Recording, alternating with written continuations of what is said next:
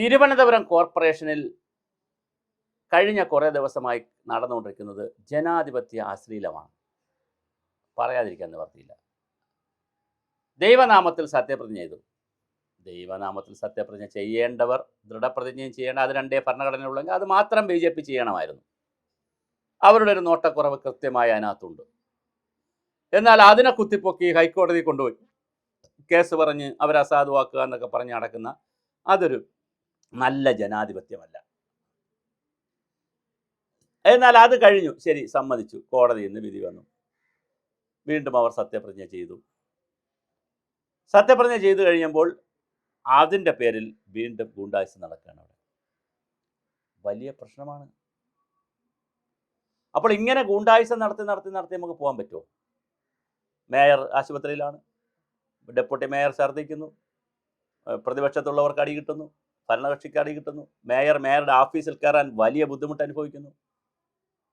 എന്താണ് നടക്കുന്നത്? സമരമൊക്കെ നമ്മൾ കണ്ടിട്ടുണ്ട്, എത്രയോ സമരങ്ങൾ കണ്ടിട്ടുണ്ട്. ആരുടെയെങ്കിലും ഓഫീസിനകത്ത് കയറി സമരം കണ്ടിട്ടുണ്ടോ? സെക്രട്ടേറിയറ്റിനെ വളഞ്ഞ് ചുറ്റിയ സമരം നമ്മൾ കണ്ടിട്ടുണ്ട്, സ്തംഭിപ്പിച്ചിട്ടുണ്ട് സെക്രട്ടേറിയറ്റ്. പക്ഷേ മുഖ്യമന്ത്രിയുടെ ഓഫീസിലൊന്നും ആരും കയറിയിട്ടില്ലല്ലോ. ഇതൊക്കെ ഒരു വേറൊരു കൺസെപ്റ്റാണ്. മേയറെ നടയിൽ തടയാം, പക്ഷെ മേയറുടെ ഓഫീസിൻ്റെ ഫ്രണ്ടിൽ വെച്ച് മേയറെ തടയുക, ഉപദ്രവിക്കുക, ഇതൊരു ജനാധിപത്യമാണോ? ഇതുപോലത്തെ കാര്യങ്ങളൊക്കെ ചെയ്ത കാലഘട്ടത്തിലൊക്കെ CPM-ന് വലിയ വില കൊടുക്കേണ്ടി വന്നിട്ടുണ്ട്. ഇനിയും CPM അത് തിരിച്ചറിയുന്നില്ല. ED ആക്രമിച്ചു, EDയുടെ വാഹനം ആക്രമിച്ചു. ഇതായിപ്പോൾ കോടതിയിൽ കിടന്ന് വലിയ വില കൊടുക്കുകയാണ്. എന്താണ് സംഭവം? കാപ്പ കേസിൽ ഒരാൾ പ്രതിയായി, അദ്ദേഹത്താണ്. അദ്ദേഹം വന്ന് യോഗത്തിലൊന്നും പങ്കെടുത്തില്ലല്ലോ.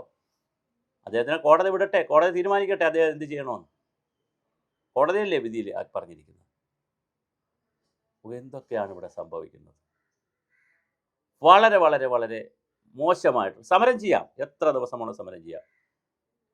ഒരു 4-5 ദിവസം സമരം ചെയ്തതിന് ശേഷം ഒരു സംഘർഷത്തിലേക്ക് പോയാലും നമുക്ക് മനസ്സിലാവും. ഇത് വളരെ പെട്ടെന്ന് തന്നെ അപ്പോൾ 5-10 പേര് വിചാരിച്ചാൽ സംഘർഷം ഉണ്ടാക്കാൻ പറ്റുമല്ലോ. ഒരു മോബ് സൈക്കോളജി എന്താണ്? ഒരു മോബിൻ്റെ ഇടയിൽ 10 പേര് വിചാരിച്ച് പോലീസിൻ്റെ ഒരു കപ്പാസിറ്റി ഒന്ന് കുറയുകയോ പോലീസ് ഒന്ന് അശ്രദ്ധരാവുകയോ ചെയ്താൽ അവിടെ സംഘർഷം ഉണ്ടാക്കാൻ പറ്റും. വലിയ അശ്ലീലമാണ് നടന്നത് തിരുവനന്തപുരത്ത്. ഒരു കാരണവശാലും അത് നമുക്ക് അംഗീകരിക്കാൻ പറ്റുന്നതല്ല. കൃത്യമായ അശ്ലീലമാണ് അവിടെ സംഭവിച്ചത്. ജനാധിപത്യ സംവിധാനത്തിൽ ഇങ്ങനത്തെ കാര്യങ്ങൾ പറഞ്ഞ് ഡെവലപ്മെൻറ്റിനെയും ക്ഷേമ പ്രവർത്തനങ്ങളെയും തടസ്സപ്പെടുത്തുന്നത് ഒരു കാരണവശാലും അംഗീകരിക്കാൻ കഴിയുന്ന കാര്യമേ അല്ല. അത് നമുക്ക് കൃത്യമായി ചോദ്യം ചെയ്യപ്പെടേണ്ടതാണ്. ജനാധിപത്യ സംവിധാനത്തിൽ ജനങ്ങൾ തിരഞ്ഞെടുത്ത കൗൺസിലർമാർ, ഈ ബഹളമുണ്ടാക്കുന്ന കൗൺസിലർമാരെയും തിരഞ്ഞെടുത്ത ജനങ്ങളാണ്. അവർ ചിലത് ആഗ്രഹിക്കുന്നു, അത് ശരിയല്ല.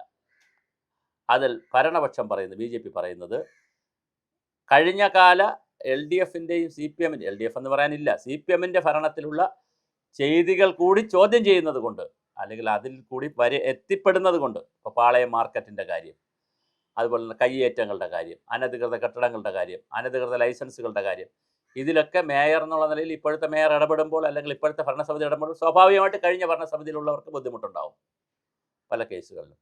അതിന് പരിഹാരം കോടതിയോ മറ്റ് സംവിധാനങ്ങളോ നല്ലത്. പ്രതിഷേധം നല്ലതാണ്, പ്രതിഷേധിക്കാം. പക്ഷെ പ്രതിഷേധത്തിൻ്റെ ബാലൻസ് എവിടെയാണ് തെറ്റുന്നത് എന്നുള്ളത് വളരെ പ്രധാനമാണ്. ഇന്നലെ കഴിഞ്ഞ 2 ദിവസമായി കോർപ്പറേഷനിൽ നടക്കുന്നത് അതൊരു അശ്ലീല പരിപാടിയാണ്, ഗുണ്ടായിസമാണ്. ആരുടെ ഭാഗത്തു നിന്ന് വന്നിട്ടുണ്ടെങ്കിലും അത് ശുദ്ധമായ തോന്നിയവാസമാണ്. ഇതിന് BJPയുടെ ഭാഗത്തു നിന്നായാലും CPM-ൻ്റെ ഭാഗത്തു നിന്നായാലും നമ്മൾ ഒന്നിനെയും ന്യായീകരിക്കാനോ ഒന്നിനെയും സമീകരിക്കാനോ അല്ല ഈ വീഡിയോ ചെയ്യുന്നത്. പക്ഷേ ബാലൻസ് കളിക്കാനുമല്ല, കാണിക്കുന്നത് ശുദ്ധ തെമ്മാടിത്തരമാണ്. CPM അത് ഗൗരവമായി ചർച്ച ചെയ്യണം. ഇതുപോലെ അബദ്ധങ്ങളായ ഒരുപാട് പരിപാടികളിൽ നിങ്ങൾ പോയി ചാടിയിട്ടുണ്ട്. അതുകൊണ്ട് സംഭവിക്കുന്നത് എന്താണെന്ന് വെച്ചാൽ, ജനങ്ങളുടെ മനസ്സിൽ നിന്ന് ആരെങ്കിലുമൊക്കെ കമ്മ്യൂണിസ്റ്റ് പാർട്ടിക്കും ഇടതുപക്ഷത്തിനും എന്തെങ്കിലും ഒരു താല്പര്യം കാണിക്കുകയാണെങ്കിൽ അവരും കൂടി ഇല്ലാതാകുന്ന ഒരു കഥയാണ് നമ്മൾ കേൾക്കുന്നത്. ഒരു കാരണവശാലും നമ്മൾ ഇതൊന്ന് ചിന്തിക്കരുത്.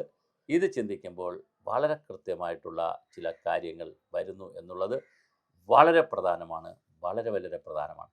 അപ്പോൾ തീർച്ചയായിട്ടും നമ്മുടെ രാജ്യത്ത് ജനാധിപത്യ സംവിധാനത്തിൽ പ്രതിഷേധിക്കാം, സമരം ചെയ്യാം, അക്രമം നടക്കും ചിലപ്പോൾ ഒരു പരിധി വരെ.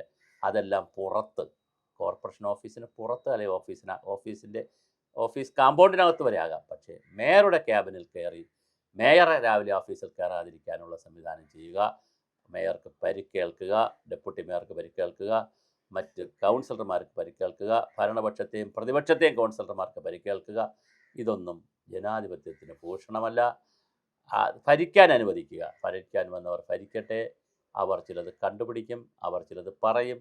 ഉപ്പ് തിന്നവർ വെള്ളം കുടിച്ചേ കഴിയൂ. ജനാധിപത്യത്തിൽ തെറ്റ് ചെയ്തവർ ശിക്ഷിക്കപ്പെട്ടേ കഴിയൂ. പക്ഷേ അത് സമ്മതിക്കാതെ അതിനെ ഗൂണ്ടായുസം കൊണ്ട് എതിർക്കുകയും പിന്നെ അത് ശരിയായില്ല ഇത് ശരിയായില്ല എന്ന് പറഞ്ഞ് ബഹളമുണ്ടാക്കുകയും ചെയ്യുന്ന കമ്മ്യൂണിസ്റ്റ് പാർട്ടിയുടെ ശൈലിക്ക് നിങ്ങൾ വലിയ വില കൊടുക്കേണ്ടി വരും.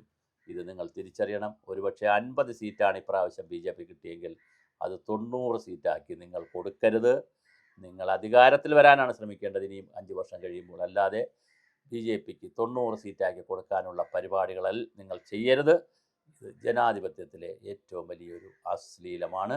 ഒരു കാരണവശാലും നിങ്ങൾ ഇത് ചെയ്യരുത്. ഇതിൽ നിന്ന് പിന്മാറണം. ഇത് സമരമാർഗമല്ല, ഇത് ശുദ്ധമായ ഗൂണ്ടായുസമാണ്, തല്ലുന്ന പരിപാടിയാണ്. എതിരാളികളെ തല്ലി അല്ലെങ്കിൽ അവരെ മാർഗതടസ്സമുണ്ടാക്കി അവരെ ഓഫീസിൽ കയറാതെയൊക്കെ ആക്കുന്നത്, നിങ്ങൾ അവരെ ഓഫീസിൽ കയറാതെ ആക്കുന്ന സ്വാതന്ത്ര്യമുള്ളതുപോലെ അവർക്ക് ഓഫീസിൽ കയറാനും സ്വാതന്ത്ര്യമുണ്ടെന്ന് തിരിച്ചറിയണം. ഇത് പ്രതിഷേധമല്ല, ഇത് പക്ക ഗൂണ്ടായുസമാണ്. അത് നമുക്കൊരിക്കലും അനുവദിക്കാൻ കഴിയില്ല.